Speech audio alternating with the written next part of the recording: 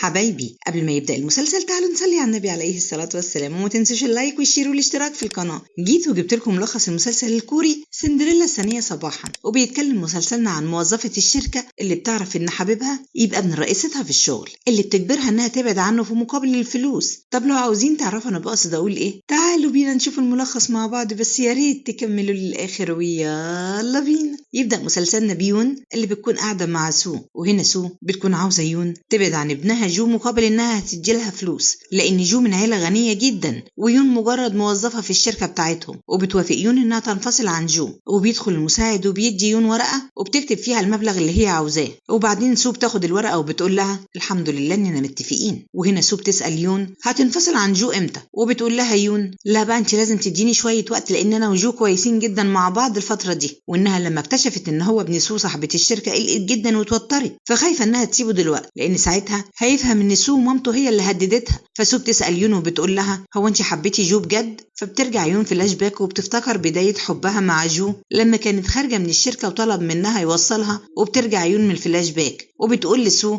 انها حبت جو جدا، بس بدام الموضوع هيدخل في مشاكل وهيمس كرامتها فالاحسن انها تسيبه. وبتقول لسو ان شهرين بالظبط وهتكون سايباه. وفي مطعم ري وتشو صحاب يون بتكون قاعدة معاهم وبتحكي لهم انها هتنفصل عن جو، فبيتفاجئوا جدا من الخبر ده. وبتقول لهم انها عرفت ان جو يبقى ابن رئيسة الشركة اللي هي شغالة فيها. وهنا يون بترجع فلاش باك لسنتين ورا، وبتحكي ان اول يوم اتعين فيه جو في الشركة وقتها هي ما كانتش تعرف ان هو ابن الرئيسة سو. وهنا بدأت قصة حبهم وتشدوا لبعض. وفي اليوم اللي يون طلبت من جو انها توصله لحد بيته، يعني هو اتهرب منها.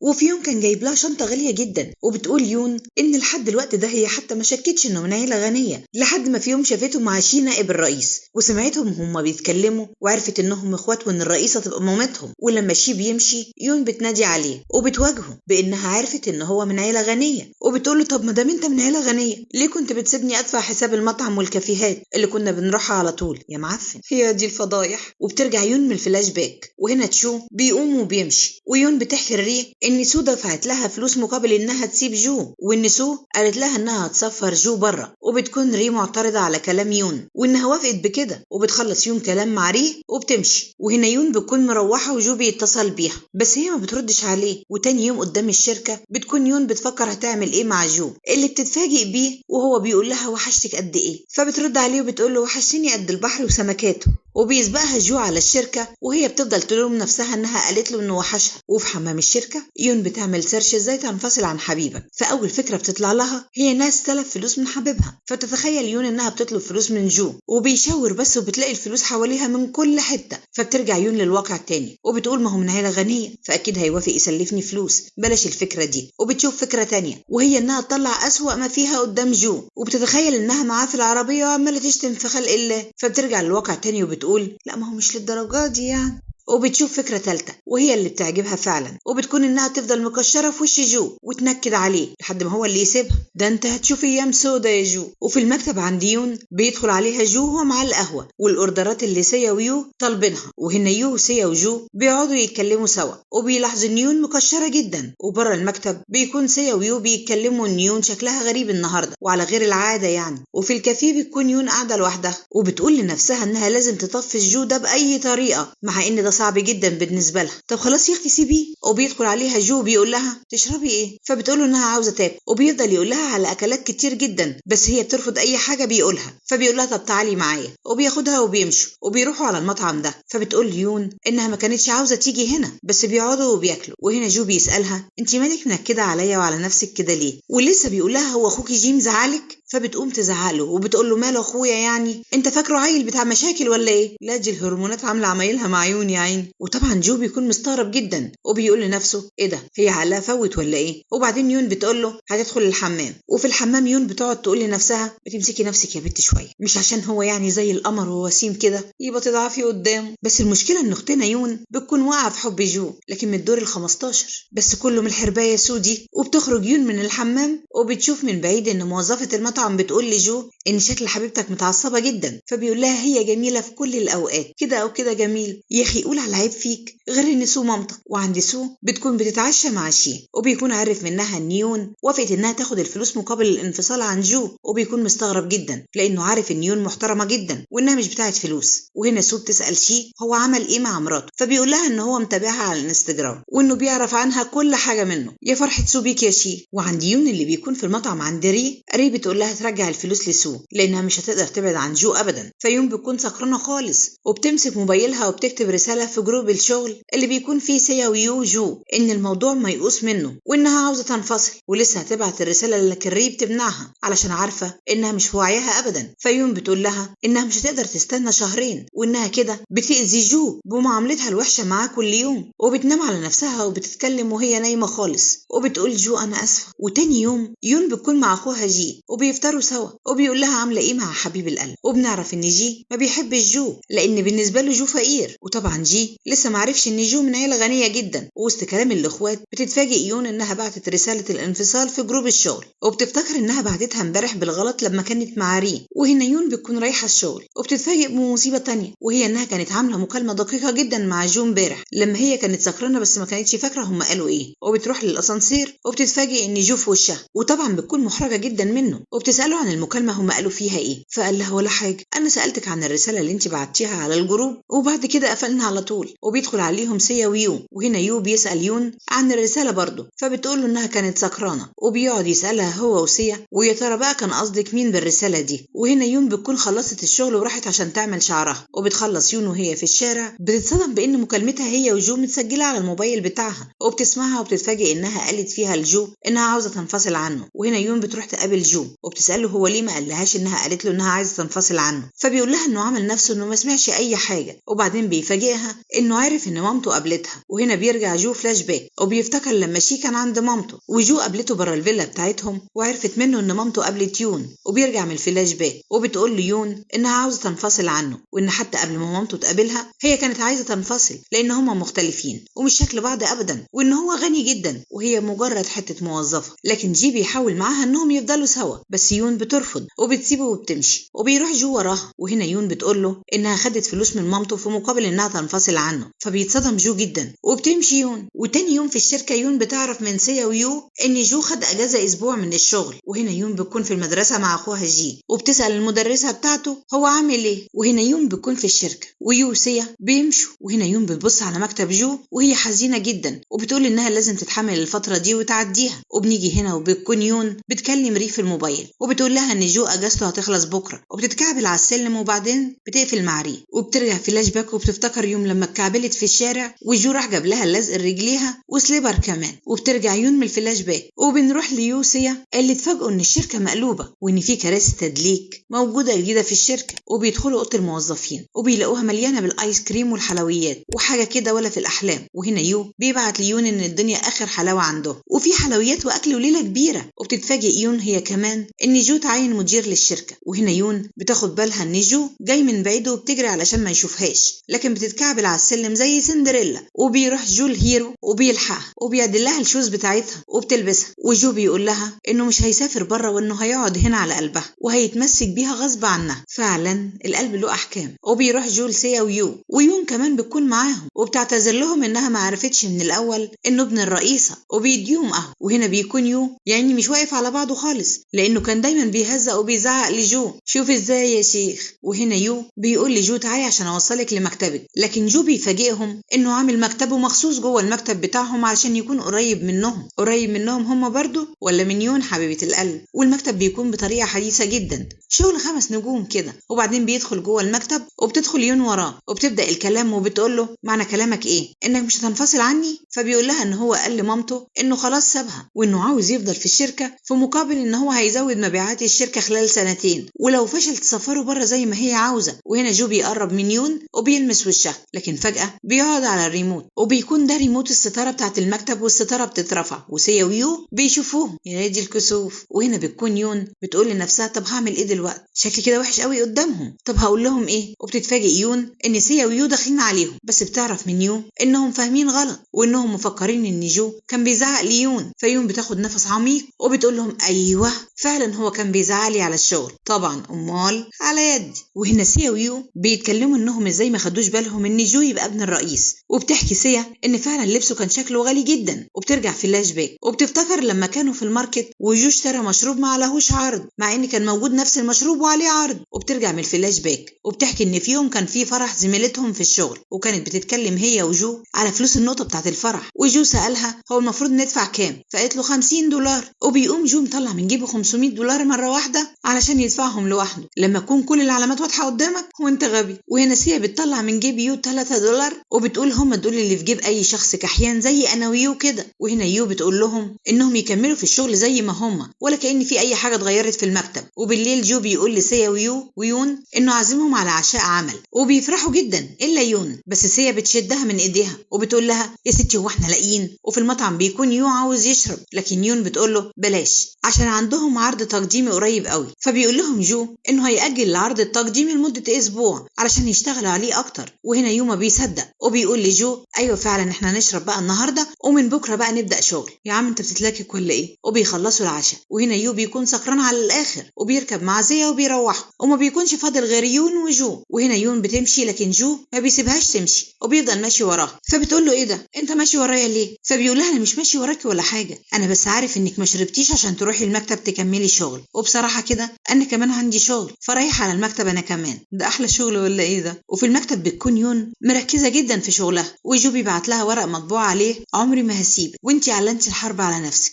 وهتكوني ليا غصب عنك. فبتقوم يون ماسكه الورقه وحطها في قطعه الورق. وهنا جو بتجيله جلطه من عمايلها. وتاني يوم في الشركه بيكون سيا ويون رايحين عشان يتغدوا وبيشوفوا هياكلوا ايه، وبيتفاجئوا بجو وهو جاي من وراهم وبيقول لهم انه هياكل معاهم. وفي المطعم بيكونوا كلهم بيتغدوا مبسوطين جدا. وبتروح يون تدفع الحساب وبتتفاجئ ان جو فضلها وبيمسك ايديها وبيقول لها انا ما يهمنيش حد. وبيبدا جو يطلع ليون في كل حته زي عفريت العلبه كده. وهنا بتكون يون خارجه من الشغل وجو بيقول لها انه هيوصلها لكن هي بترفض. فبيروح وراها عند الاسانسير وبيمثل ان الاسانسير قفل على رجله وبتتخض يون عليه، لكن بتعرف انه بيضحك عليها فبتقوم زقها على الارض كده يا بنتي حرام عليكي في حد يرمي النعمه على الارض يا مفتريه. وبعد الشغل يون بيتفاجئ بجو اللي بيطلب منها انها تعزمه على العشاء. فبتقول له انت مش محتاج ان انا اعزمك ما انت على قلبك قد كده. فبيقول لها الله ما انا عزمتك كتير اعزميني انت بقى مره. وبيفضل يرخم عليها لكن يون بتفضل على موقفها وبتمشي وبتسيبه. وبنروح لجو اللي بيكون عند شي. وهنا شي بيبدأ الكلام وبيعتذر لجو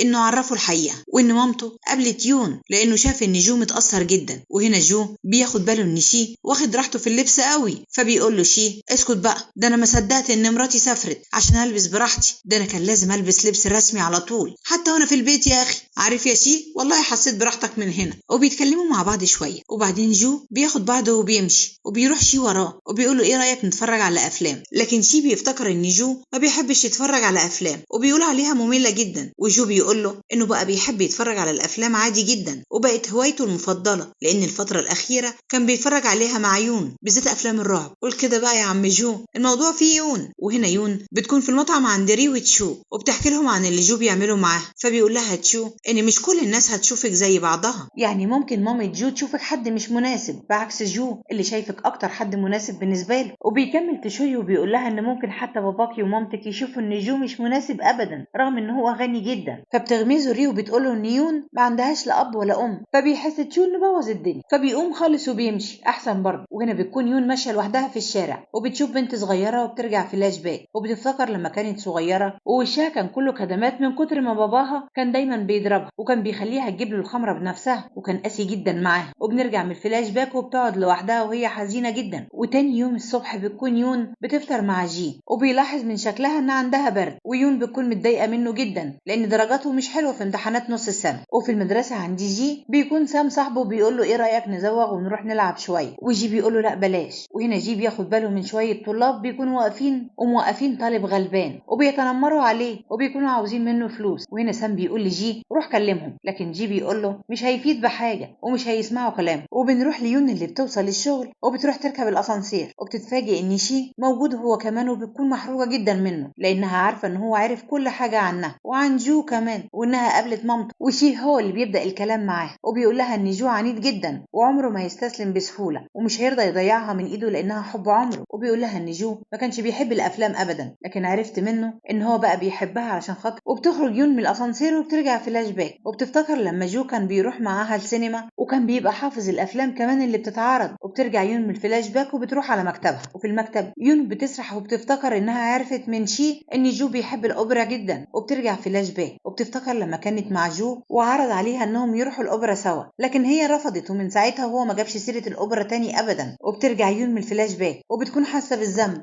وفي مكتب جو بياخد باله ان يون تعبانه جدا بالليل بعد ما كلهم بيمشوا، وبيروح يجيب لها مشروب سخن وبيديهولها. وهنا بيكونوا مروحين وجو بيطلب من يون انه يوصلها بالعربيه، لكن فجاه يون بيغمى عليها، وفي المستشفى بتفوق يون وبتكون عاوزه تمشي، لكن جو بيرفض وبيقول لها انه حاول معاها كتير بس ما كانش يعرف ان الموضوع صعب كده. وبتحكي له يون انها عرفت انه ما بيحبش الافلام وحبها علشانها، وانه بطل يجيب سيره الاوبرا تاني بالرغم من انه بيحبها جدا. وبيقول لها جو انه في الاول ما كانش بيروح معاها السينما غصب عنه، انه في الاول كان بيروح معاها السينما غصب عنه، بس لما شاف استمتاعها بالافلام دي بدأ يحب السينما والافلام كمان، وحتى الاكل الحراق بقى بيحبه علشانها، وبقى بيحب المطره كمان، وكل ده عشان هو بيحبها وبيستمتع معاها. فبتقول ليون بما انه عمل كل ده معاها وضحى علشانها فهي موافقه ان هم ياكلوا مع بعض لمده 27 مره، وهي اللي هتعزمه كمان. طب هتقولي لي ليه 27 مره؟ هقول لكم عشان هو عزمها 27 مره برضه. وهنا بيبداوا انهم ينزلوا كل يوم عشان ياكلوا سوا وبيكونوا مبسوطين جدا. لكن سو مامة جو بتبعت حد يصور لها جو يون، وبتكون بتتفرج على الصور، وبيدخل عليها شين وبتحكي له اللي حصل وان يون ما بعدتش عن جو. فبيقول لها شي ان فعلا يون حاولت انها تبعد عنه كتير، بس جو هو اللي متمسك بيها ومش عاوز يسيبها. والام بتقول له خد الصور دي وخبيها، وبتكون مستغربه جدا ان ليه كل الصور دي جو يون بيكونوا فيها بياكلوا بس. نصحى يا حاج. وهنا جو يون بيدخلوا مطعم كالعاده، وبيكون فاضل على العزومات دي 22 مره، وجو بيقول لها مش هتشربي، لكن يون بتقول له لا، بس جو بيفضل يستفزها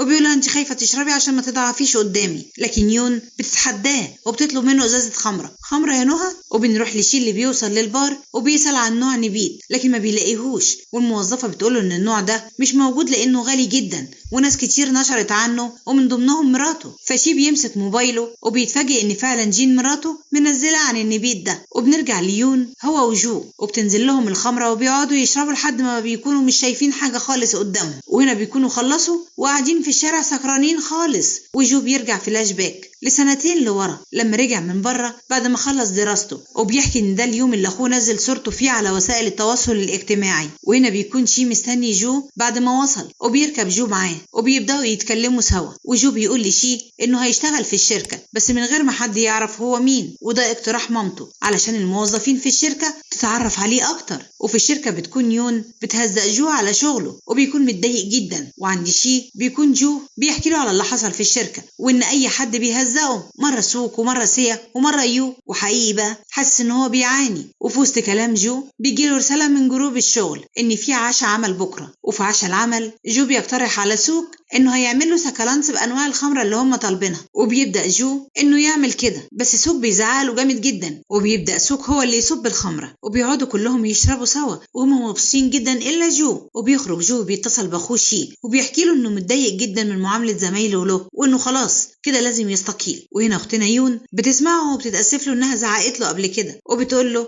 انه اتحسن كتير جدا في الشغل وبتقنعه انه ما يستقلش لان اي شغل في بدايته بيكون صعب. وهنا جو بيقتنع بكلامها وبيدخل يكمل مع الوحوش اللي في المطعم وبيكون متضايق جدا انه بيشرب، لكن يون بتدخل وبتشرب مكانه وكانت بتحط له هو ميه على الخمره بتاعته من غير ما حد ياخد باله عشان تفسد مفعول الخمره. وبس كده من اليوم ده وجو تشد ليون وحبها جدا. وبيرجع جو من الفلاش باك وهنا يون بتقول لجو انه يكلم المساعد بتاعه علشان يوصله وهي هتروح لوحدها، لكن جو بيمسك ايديها وبيخليها تقعد جنبه. وهنا يون بتقول له انها لسه بتحبه، فبيقرب منها جو ما بيصدق انه قرب منها. لكن يون بتقول لنفسها فوق يا بت، انت هتضعفي ولا ايه؟ وبتقوم بعد نفسها بعيد عنه. لكن جو بيتهبل في عقله وبيلم عليها الناس في الشارع وبيقعد يصرخ ويقول سيبتيني ليه يا يون؟ ده انا كنت قايد لك صوابع ال10 شمع، ما تسيبينيش وحياة ابوكي. وهنا يون بتكون محرجه جدا ونفسها الارض تتشق وتبلعها. ما دي اخرة اللي تقعد مع واحد سكران يا هبل. وتاني يوم شي بيصحي جو من النوم، واول ما جو بيفوق شي بيقول له ان ماما عرفت ان هو شرب امبارح لانه كان مروح سكران. وهنا شي بينصح اخوه انه ما يشربش تاني لان الشرب هيأثر على صحته وهيخليه يعمل حاجات مش طبيعيه. وجو بيفتكر لما كان مع يون امبارح وفضحها في الشارع كله، وبيحط ايده على بقه وبيقول يا فضحتي يعني قدام البنت اللي حلتي. وبيدخل جو بياخد شاور وبيقعد يفكر في اللي عمله امبارح وبيكون متضايق جدا. وبنروح ليون اللي بتلوم نفسها انها قالت لجو انها لسه بتحبه، وبتقول لنفسها يا ريتني ما شربت، يعني هو انا كان لازم اعمل نفسي يعني جون سينا واقعد اشرب كده؟ وجو بيقعد هو كمان، وهما الاتنين بيقعدوا يفتكروا الفضايح اللي عملوها في بعض امبارح. ويون بتروح تاخد ازازه الخمره اللي في التلاجة وبتفضيها كلها في الحوض، واخوها بيقول لها اهي ده ان هي لو بطلتي شرب. وفي الشركه بتوصل يون المكتب وبتكون بتتسحب كانها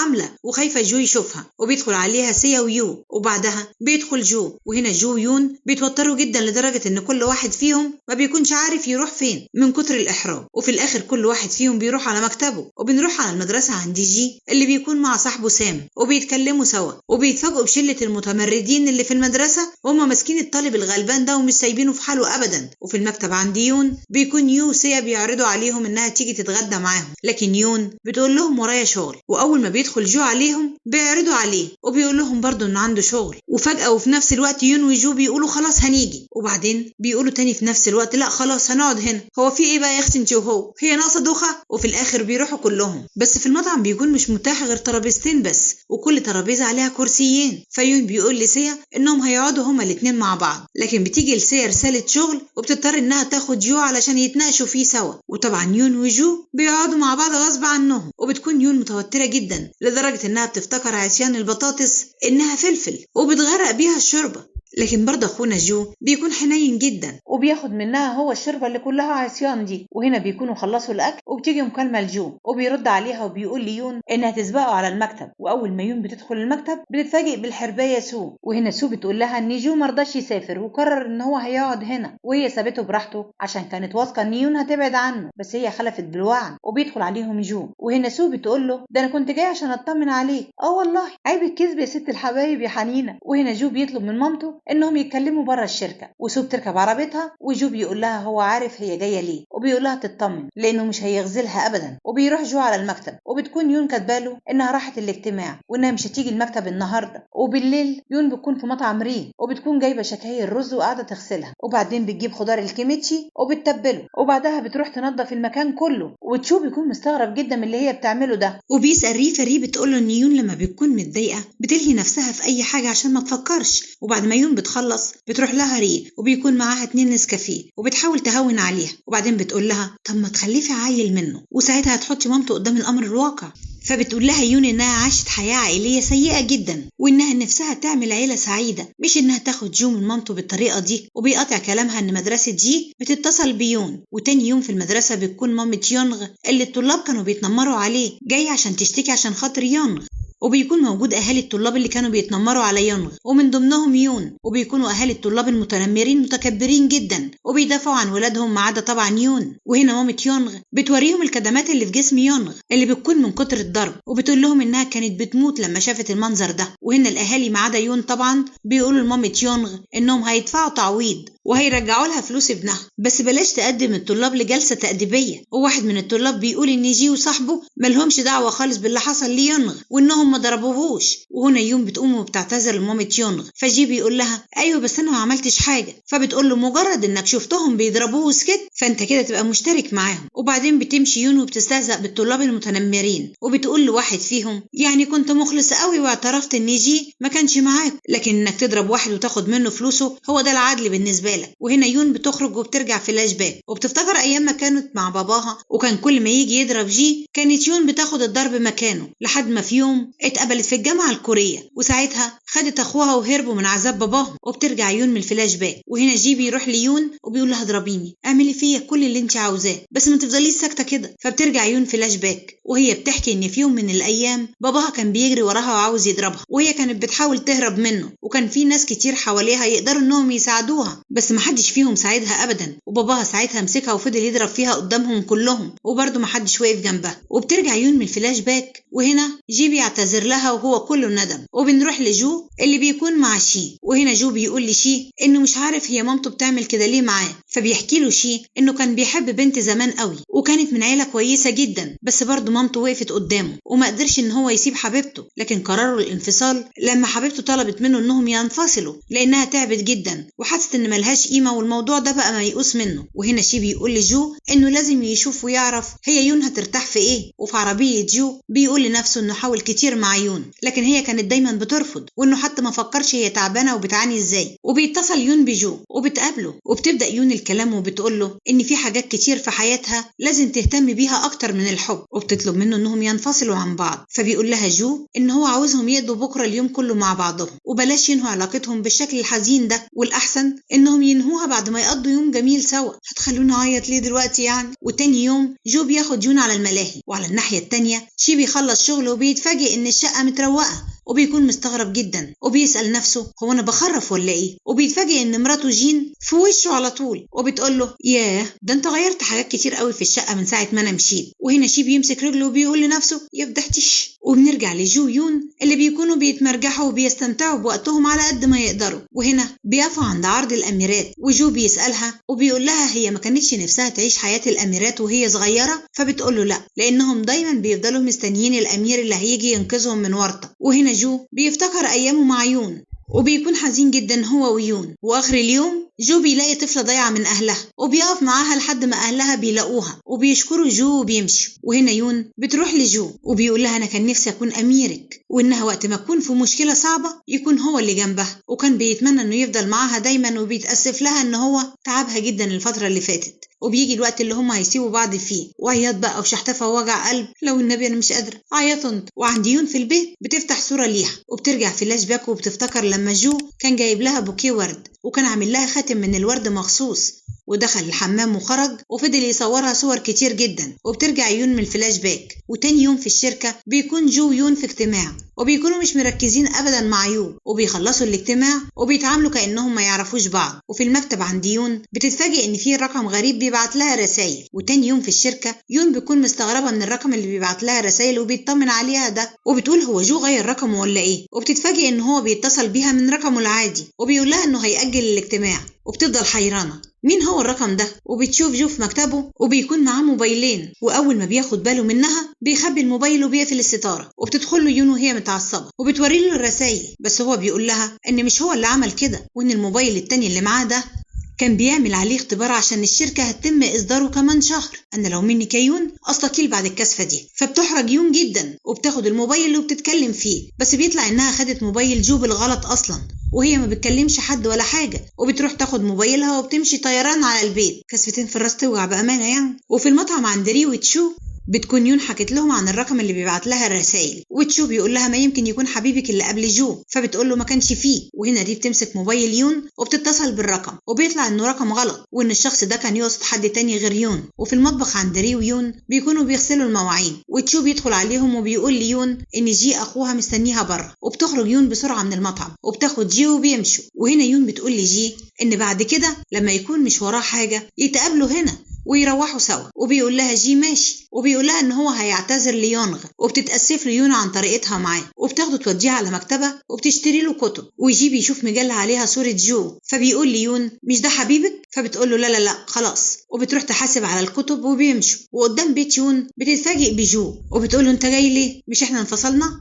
فهنا جي بيدخل وبيقول لجو بقى انت سبت اختي يا معفن، هو انت بطولها اصلا؟ فجو بيقول له اختك هي اللي مفتريه وسابتني. وهنا جي بيتكسف جدا ويون بتقول له ادخل البيت، وجوه بيسال يون وهو بيقول لها انه مش عايزها تفهمه غلط يعني، بس حابب ان هو يعرف هي عرفت مين الرقم الغريب اللي كان بيبعت لها رسائل. فبتقول له ان هو طلع رقم غريب وكان بالغلط. وبيسالها جو لو هي متضايقه من وجوده في المكتب هو ممكن يغير مكتبه. فبتقول له انها متوتره جدا وصعب عليها موضوع الانفصال ده، وانها كل يوم بتشوفه كده بس كله هيعدي في الاخر. وتاني يوم بيكون يون في الاجتماع وبتخلص. وهنا جو بيقول ليو وسيا ويون انهم يحضروا نفسهم عشان حفله الافتتاح. فيو بيعرض على جو ان هو يجي معاهم يوم الافتتاح في عربيته، لكن جو بيرفض علشان هيقف كذا مره في الطريق لانه لسه هيشتري حاجات. وعند شي بيكون في عربيته وفاتح صوره مراته ونفسه انها تمشي، وبيروح البيت وبيتصل بيها لكن ما بتردش عليه، وبتكون مع اصحابها وبتحكي لهم ان اطول فتره قضتها مع جوزها هي يوم ما اتقابلوا وكانت 13 ساعه. وبترجع جين من الفلاش باك وبتفتكر اول مره اتقابلوا فيها في قعده تعارف بس كانت في الطياره، وبيكونوا هما الاتنين مفيش بينهم اي مشاعر. وبترجع من الفلاش باك وبيفضل شي يتصل بيها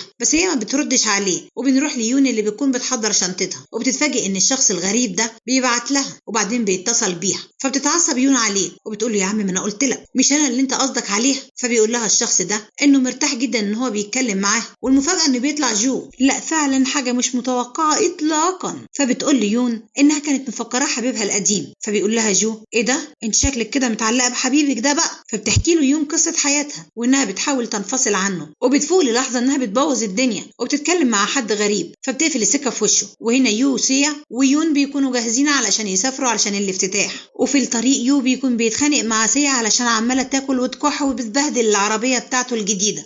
واخر ما بيزهق بيلبسها كيس في بقها، وفجاه عربيته بتخبط عربيه يو. وهنا بيكونوا كلهم نزلوا عربيه يو الصيانه خدتها عشان تصلحها، وبيفضلوا واقفين في الطريق ومش عارفين هيركبوا ايه، بس بيتفاجئوا بجو وهو جاي عشان ياخدهم بعربيته. وبيكون يو هو اللي اتصل بيه وعرفه انهم عملوا حادثه. وجو بيكون مخضوض جدا على يون وبيقول لها انها بلاش تيجي الافتتاح عشان هي تعبانه، لكن يون بتقول له انها كويسه. وبياخدهم جو بيركبوا العربيه كلهم، وسيا لسه هتشغل اغاني لكن بتتفاجئ ان اسم يون من ضمن اسماء البلوتوث اللي في العربيه بتاعت جو. فجو ويون بيتوتروا جدا، وجو بيقول لهم ان دي واحده زميلته تانية اسمها يون برضه، لكن في رقم بيتصل بيون وبتضطر انها ترد. وبيعرفوا بقى ان موبايلها هو اللي متوصل بعربيه جو. وهنا يون بتقول لهم انها امبارح جو كان عاوز يكلمها في الشغل فركبت عربيته فالبلوتوث لقط. يا سبحان الله. وبيوصلوا في المطعم علشان يتغدوا، وسيا ويو بيقعدوا ينموا على جو يون وبيربطوا الاحداث ببعضها وبيشكوا انهم مرتبطين. وهنا كلهم بيقعدوا ياكلوا سوا وبيتكلموا، وفي وسط كلامهم جو بيوزع عليهم الاكل وبيجي عند يون وبيغلط وبيقول لها يا حبيبتي. وهنا بقى سيا ويو بيمسكوا في الكلمه وهم اصلا ما بيصدقوا عشان يلاقوا حاجه يلتوا ويعجنوا فيها. ويون وجو بيحاولوا يضيعوا الموضوع، انتوا لو قاصدين تثبتوا لهم انكم مرتبطين مش هتعملوها بالجداره دي. وبيخلصوا الاكل، وهنا جو بيتاسف ليون ان هو ما كانش قصده يقول لها يا حبيبتي، وبعدين بيديها كريم هو جايبه علشان لو عندها اي كدمات من الحادثه. فبتاخده يون منه وبتقول له بعد كده بلاش تهتم بيا في اي حاجه، انت بومه يا يون. وعند شي بيكون في اوضته ومتضايق جدا ونفسه ان مراته تسافر تاني، وبيخرج بره وبتكون جين قاعده بتشرب ومروقه دماغها خالص، وبتاخد الكاس بتاعها وبتدخل على اوضتها. وهنا شي بيتفاجئ ان في عمال بيشيلوا غساله الاطباق واجهزه كمان من البيت. فبيسالهم في ايه، فبيقولوا له ان جين هي اللي طلبت منهم كده عشان هتبدلهم باجهزه الماني. يا سيدي دي الماني انا. وبيدخل شي على جين وبيقول لها انت هتبدلي الاجهزه ليه وانت اصلا كده كده هتسافري تاني. فبتقول له انها خلاص هتقعد على قلبه للابد وانها اتعينت في المقر الرئيسي للشركه بتاعتهم هنا. وهنا يعني شي بياخد الصدمه. وفي الافتتاح بيكون جو زي القمر، ويون بتكون فرحانه بيه جدا وبتسمع راجلين بيتكلموا عن جو وبيقولوا لبعض يا ترى بقى هو اشتغل كويس بنفسه علشان يوصل للي هو فيه ده. فبتقول لهم يون انا المشرفه بتاعته وشفتوا قد ايه تعب في الشغل. فبياخدوا بعضهم وبيمشوا. وهنا يون بتفتكر لما كانت المديره على جو وكان بيشتغل وبيتعب على نفسه،